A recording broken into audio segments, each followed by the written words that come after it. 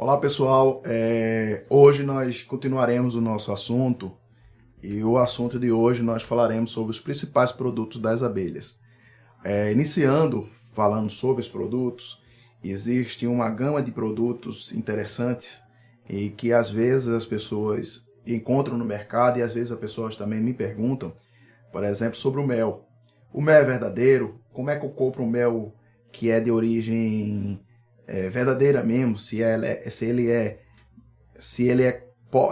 você encontra no mercado, se aquele mel, que é o mais conhecido, é um mel de açúcar, né, que aí às vezes o pessoal tem essa questão, que pensa a questão da cristalização do mel. De antemão, eu gostaria de já dizer a vocês que todo mel pode cristalizar, que aí às vezes o pessoal fala que o mel pode açucarar, né? Pode ser virar açúcar. Na verdade, todo mel, dependendo das condições ambientais, ele pode cristalizar e às vezes, dependendo da florada, ele tem maior concentração de açúcar e vai fazer com que esse mel cristalize com maior facilidade. O mel é um produto natural, né, produzido pelas abelhas, e que o que acontece é que as abelhas elas saem das colmeias, vão nas flores e coletam néctar. E esse néctar é levado para as colmeias e lá por processos físicos e químicos esse néctar é convertido em mel.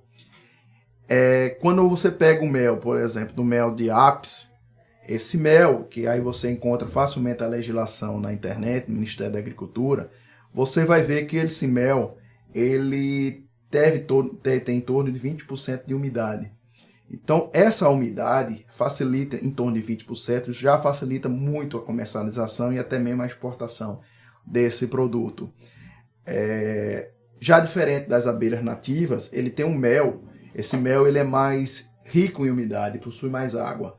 Então, diferente da apis, que você encontra em torno de 20% de umidade, já as abelhas nativas você vai encontrar 25%, 30%, 35%, depende da espécie. E aí as pessoas geralmente perguntam, como é que eu tenho certeza que aquele mel é um mel que é verdadeiro? Olha, se você for comprar, às vezes o pessoal até fica desconfiado se o mel que é vendido nos supermercados é um mel verdadeiro. Diante disso, pessoal, eu vou falar a vocês que todo mel que está vendendo no supermercado, ele tem que ser obrigatoriamente verdadeiro.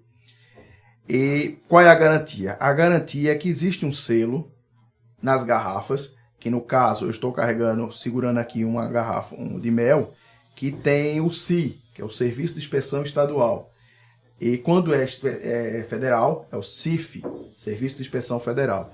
Então quando você chega num supermercado, chega numa farmácia, que também vende mel, ele tem obrigatoriamente a necessidade de ter esse selo, que é a garantia que você está comprando um produto de qualidade, que foi coletado num apiário, que foi colocado numa casa de mel, foi centrifugado, foi embalado de acordo com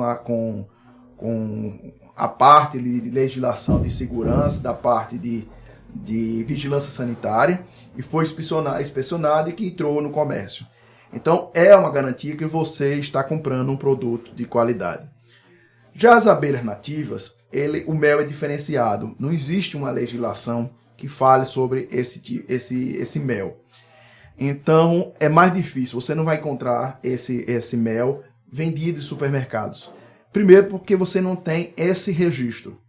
Outra questão é a forma de comercialização, de expor esse mel. Nós temos aqui na mesa dois méis, né, que são de uruçu. Esse mel no pote maior é um mel de uruçu de florada de... fugiu o nome agora, mas é uma florada de que a gente vê, que geralmente, quando ela aparece, né, principalmente na Mata Atlântica, é uma florada que geralmente ocorre já no final da período de floradas, final de janeiro, mais ou menos. Então, esse mel, ele tem uma qualidade que muitas vezes você vai tirar esse mel, você sente um cheiro muito forte, meio enjoativo, e até o sabor também um pouco enjoativo. Então, esse mel, eu esqueci realmente o nome da planta agora, da vegetação, mas é um mel que lembra muito essas características. E esse mel deve ser conservado na geladeira. E se você deixar fora esse mel, isso eu estou falando de méis de abelhas nativas. Então, quando você coleta esse mel, ele deve ser conservado na geladeira. E se você não fizer isso, esse mel ele vai entrar em fermentação e você vai perder esse mel. Então, o mel verdadeiro de abelha nativa ele tem que ser comercializado, e armazenado em ambientes refrigerados. Então, é essa característica. Esse outro mel também é de uruçu, de uma outra florada, provavelmente de ingá, né? E também, apesar que os dois mel estavam conservados na mesma geladeira, esse mel ele está cristalizado. E o que acontece? Diferente da apis, esse mel ele vira como se fosse uma gelatina. Ele fica uma coisa mais pastosa, como se fosse uma geleia.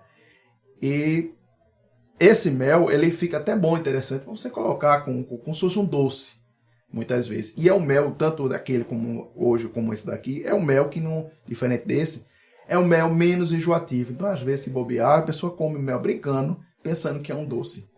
Então, esse mel aqui é uma prova que o mel cristaliza. Esse é um mel de uruçu cristalizado em geladeira. Então, tanto mel de abelha nativa como de abelha apis, você vai encontrar facilmente de cristalização. Um mel famoso em cristalização de apis é o mel de algaroba. O mel de algaroba, às vezes, quando o apicultor vai pegar os favos nas melgueiras, às vezes o mel já está açucarado, já está cristalizado dentro da própria colmeia. Então, é um dado interessante isso. Além disso, pessoal, as pessoas perguntam também sobre todo mel é verdadeiro. Primeiro que a gente já falou sobre isso, né? Outro ponto é que, digamos assim, a própria abelha, ela pode, de certa forma, adulterar esse mel. Como assim? Se você colocar uma caixa, né, uma abelha, próximo a determinadas vegetações, por exemplo, caju, cajueiro, cana, na época de, às vezes, o caju cai no chão, aquele sumo, as abelhas vão lá e sugam. Da mesma forma é a cana. Quando a cana é cortada, ela fica exposta, as abelhas também vão lá e vão sugar aquele sumo. Ali ela vai levar para a colmeia e vai transformar num produto semelhante ao mel. Que aí é semelhante, mas não é mel, né? É o melado. Né? E aí o que acontece? Esse mel ele é mais escuro e é mais. Às vezes o pessoal pensa que é até mel de engenho, mas não é. É um produto das abelhas. Que outro detalhe interessante é que esse mel mais escuro, méis mais escuros, na verdade, vamos lembrar sobre isso, todo mel mais escuro, ele é mais rico em minerais. Então você tem um produto mais rico em minerais que aí pode auxiliar na alimentação. Outro detalhe interessante também é o seguinte, às vezes o pessoal confunde, acha que mel é medicamento, mas mel é alimento. Apesar que é um alimento funcional. Então, ele consorciado com outros alimentos, ele pode ser um catalisador para alguma ação medicamentosa. Então, por exemplo, mel com mastruz, mel com limão, mel com alho, são outros alimentos funcionais que, consorciados com mel, ele vai ajudar na absorção de algumas propriedades medicinais. Então, é uma característica muito importante o do mel. Outro produto que você vai encontrar facilmente no mercado, em farmácias, em supermercados, é o extrato de própolis. O extrato de própolis é um produto produzido pelas abelhas em que ela coleta resinas. E aí, junto com saliva da própria abelha, ela transforma esse produto em endurecendo, né? E serve para isolamento na colmeia. Então, às vezes, um predador entra e as abelhas atacam. Então, ela começa... E, às vezes, por exemplo, uma lagartixa entrou dentro de uma colmeia. As abelhas atacaram ela, né? Se defenderam contra o predador. A lagartixa é grande, é difícil da abelha remover. O que ela vai fazer? Ela vai envolver a lagartixa, por exemplo, de própolis. E o que acontece? Essa lagartixa vai acabar sendo mumificada. Então, você às vezes pode encontrar uma lagartixa, uma perereca mumificada dentro das colmeias. Que é interessante, eu falei essa palavra mumificada porque já existem relatos, né, por arqueólogos, que um dos componentes da mumificação era o extrato de própolis. Aliás, era o própolis, né? E o extrato de própolis é feito basicamente de própolis, de abelhas, e álcool de vegetais. Então existe uma concentração que o químico, a pessoa que vai produzir, coloca, e que a partir daí faz a limpeza e depois da filtragem, e então engarrafa e comercializa. Então ele tem vários princípios, né, que são interessantes, inclusive a pessoas que estão com gripe, problemas na garganta. Você pode colocar isso aí, você encontra facilmente na internet, você vê a quantidade que deve ser ofertada, mistura com água e toma. Não é um sabor muito agradável, né? Imagine vocês beberem o extrato de própolis mesmo com água, mas vai ficar com bafo de extrato de própolis. Então, interessante, eu recomendo, uma forma melhor, é você tomar extrato de própolis antes de dormir, porque você vai dormir. Outra coisa também, o extrato de própolis também ajuda a combater cárie. Então ajuda bastante isso. Então você escovou os dentes, tomou água com extrato de própolis, você vai estar passando a noite tranquilamente, né? E ao mesmo tempo o extrato de própolis vai agir também sobre a proteção dos dentes. Outro produto é a cera das abelhas. A cera das abelhas é produzida pelo mel das abelhas. Então praticamente é 8 kg de mel para 1 kg de cera. Então é essa a proporção. Então a cera, você pode também, é um outro ponto também de comercialização. Às vezes no mercado as pessoas procuram ceras para renovar as suas colmeias e às vezes você não encontra. Então o preço varia muito. Então você pode encontrar de 70 a 70, 80 reais o quilo de cera bruta, né, que você vai precisar derreter para fazer as placas, né, para você colocar nas colmeias. Um outro ponto também é os atrativos. Os atrativos nada mais nada menos do que você reaproveitar cera, o gel própolis, restos, né, de enxames sadios, né, que você fez uma manutenção e você retirou o excesso, você bota em álcool e deixa passar um tempo curtindo. Depois você coleta esse material e engarrafa ou bota em potes. Esse aqui é um atrativo de abelhas nativas, que, como eu já falei, a composição é basicamente o cera e gel própolis, né? Álcool, o ideal que fala que é o álcool de cereais, mas você pode utilizar também o álcool comum que vocês encontram em farmácias e supermercados. O álcool que se evita é o álcool de combustível, porque ele tem metais pesados, então se evita isso.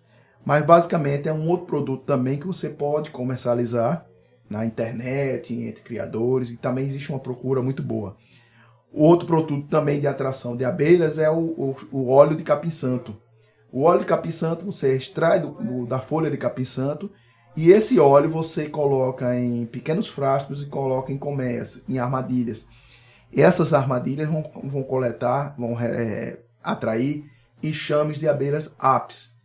O óleo de capim-santo ele tem um princípio que lembra muito o feromônio da rainha. Então, as abelhas campeiras que estão procurando novos locais, eles vão sentir esse cheiro e a partir daí eles vão começar aqueles enxames que estão sendo enxameados, eles vão ser atraídos para essas caixas iscas. E aí você vai poder montar o seu apiário. Falando em apiário, o outro é as colmeias. Então existe um mercado também interessante que tanto é de caixa vazia como das próprias abelhas. Então você tendo caixas vazias, se você tiver uma aptidão em marcenaria mesmo, fazer madeiras, fazer colmeias, você pode produzir suas próprias colmeias e também comercializar. Existe um mercado, as pessoas procuram bastante, principalmente pós-período chuvoso, que as populações tendem a crescer. Então na nossa região aqui de Nordeste, de Pernambuco, aqui de Zona da Mata, o período chuvoso se espera que a partir de final de agosto já comece a diminuir as chuvas. E aí, consequentemente, vai começar a aparecer as primeiras floradas. Os enxames vão começar a se organizar e provavelmente a partir de setembro, outubro, vai ser possível já começar a fazer a multiplicação desses enxames. Então é preciso ter caixa. Então quem tiver aptidão e que produzir, facilmente você encontra o tamanho dessas colmeias na internet. Aqui para a nossa região, as colmeias mais vendáveis são as caixas menores para abelha jataí e mosquito. E as maiores é para abelha uruçu, tanto modelo nordestino como modelo ímpar. Um outro ponto também, pessoal, que às vezes o pessoal não dá muito valor, mas é muito importante, é o conhecimento. Então, participação de cursos, participação de oficinas, participação de congressos e de workshops, compra de livros, conhecer vídeos como esses, né, que a gente vê na internet que está sendo feito, também ajuda também na divulgação do conhecimento. E essas informações também fornecem uma fonte de renda interessante, tanto para o apicultor quanto o meliponicultor. Então, é um outro ponto também que precisa ser ainda mais difundido. E conhecimento, quem tem conhecimento, passa na frente dos outros, inclusive na melhoria dos seus produtos, para aumentar a comercialização. Outro ponto é a geleia real. A geleia real é produzida por uma glândula das abelhas, e essa glândula, ela produz essa geleia real, que tem a finalidade de produzir essa geleia para alimentar apenas a abelha rainha. Então, a abelha rainha Apis, ela recebe geleia real pela vida toda. E é um alimento tão rico, para vocês terem ideia, enquanto uma abelha Apis, uma operária, vive em torno de 42 dias, a rainha pode chegar, se fala na literatura, em torno de 5 anos, mas a média é de 2 anos. Então, você vê que é um produto de boa qualidade. Para seres humanos, ela pode ser utilizada tanto para a saúde como na produção de cosméticos. E seus benefícios são diversos. A geleia real é rica em proteínas, lipídios, aminoácidos, vitamina A, vitamina C, vitamina E, vitaminas do complexo B, além de possuir diversos minerais em sua composição, como potássio, cálcio, magnésio, cobre, ferro, cromo e zinco. Então é um produto muito bom para pessoas, inclusive, que têm alguma dificuldade em saúde e que pode ser alimentado. Então, também não é também você comer em grande quantidade, primeiro porque é uma quantidade, é muito caro esse produto. Mas ao comprar, adquirir esse produto, esse produto, você tem que ver a recomendação. Normalmente é utilizado uma pequena quantidade e colocado embaixo da língua. Já existem algumas geleias reais hoje em que são já diferenciadas, você consegue pegar em cápsula. Então tem que ver também a quantidade que vai ser ofertada para você ver a melhor forma de coletar mesmo e de consumir.